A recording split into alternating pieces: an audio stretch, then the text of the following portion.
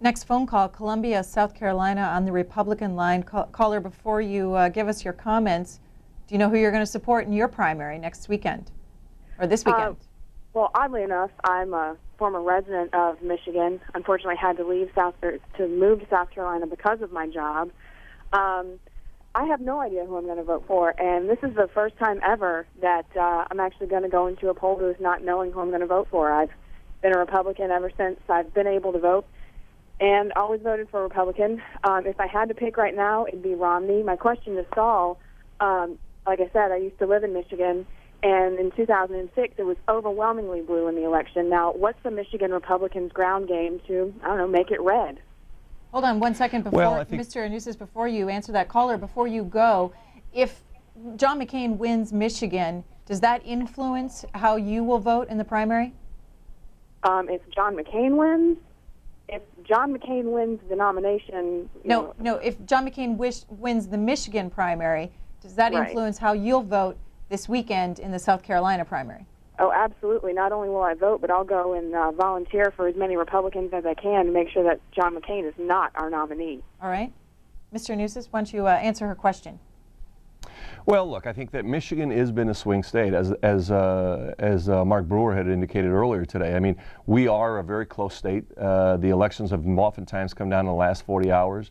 If you take a look at what happened last time, John Kerry and his campaign had left Michigan about 33 days out to go to concentrate in Ohio and elsewhere, and then in the last 40 hours were forced back to Michigan because things tightened up so much that he had to come back and bring back the Democratic base, get out the Democratic vote, and make sure they won Michigan, while at the same time losing Ohio and the presidency. Now, the same thing happened in 2000 with Al Gore. I mean, he was down in Florida. Michigan tightened up significantly after they had pulled out and they were forced to come back. So I think we are very competitive here. The fact that we have such a high percentage of independents also helps us.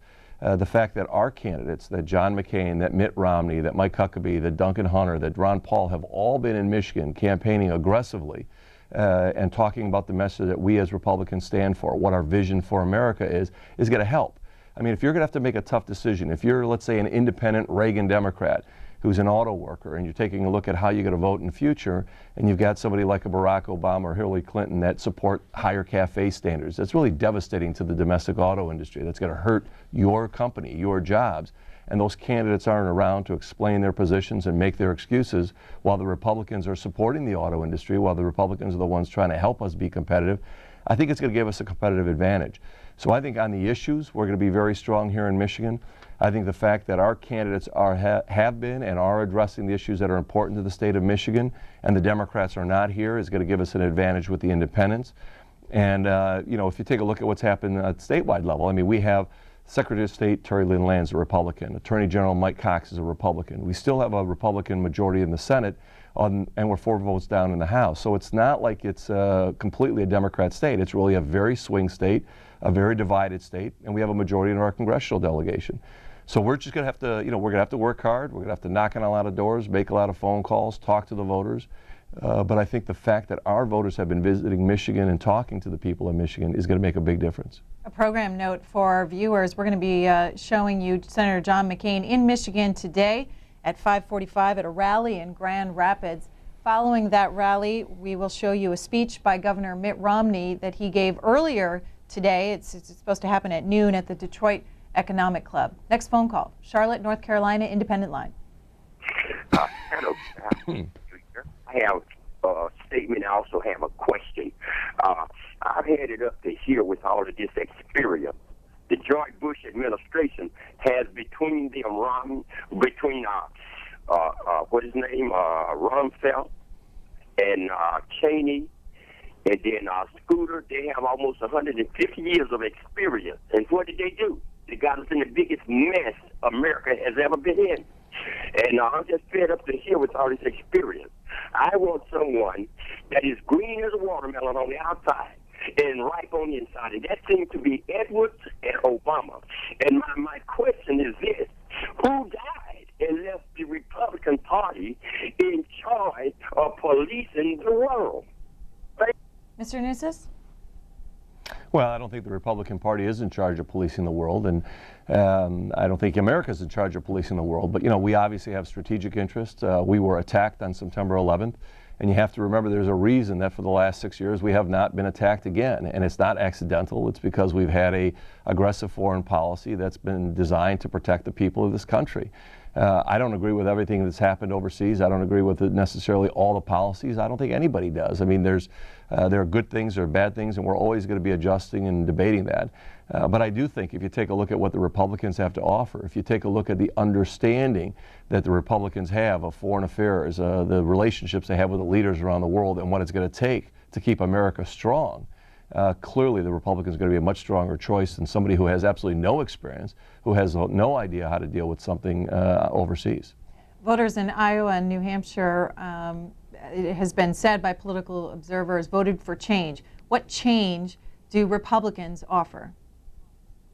Well, I think, look, each of the candidates offers a new vision, a different vision for America. They want to see taking us, forward. I mean, I think the change we don't want to see is a change that Barack Obama and Hillary Clinton are offering. I mean, I don't think we're looking for more taxes. I don't think we're looking for more regulation. I don't think we're looking for socialized medicine. That's not the kind of change you want. If we buy into the change that the Democrats are offering us, probably the only thing left is going to be change in our pockets. The cost of doing all these programs. I mean, Hillary Clinton was the first one to come out and say, you can't afford all the changes I want to make. And I think she's right. Government has a role, but it has a limited role. And I think what the Republicans are offering is a more efficient government, a vision for America to keep us strong, to keep us safe, to make sure we have good jobs in America and that we can compete internationally, a positive, optimistic outlook for this country. And so I think the change that we're looking at is basically moving us forward in the right direction to make sure that America is one of the greatest and most prosperous nations in the world. Lansing, Michigan. Hi. Thanks for getting me through. I've been trying to get through for a long, long time. I'm a Democrat, and I want to say I am really unhappy with the fact that the Democratic Party is not able to come into Michigan and talk. I was really looking forward to hearing what Hillary Clinton and Obama had to say about Michigan's economy and how they were going to help us out. I am looking forward to hearing what John McCain has to say. I've been watching the primaries very, very closely. I watched him in New Hampshire, and I do see that he believes in a lot of the same things. Lansing, Michigan, does that mean that tomorrow you could be one of those crossover votes and vote for John McCain?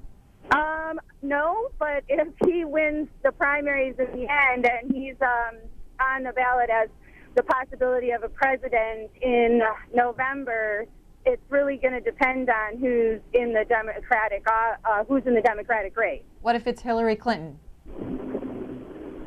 I'm pretty strong on Hillary Clinton, and the reason being is because of her experience, because of what she represents. I think she sent out a very strong message.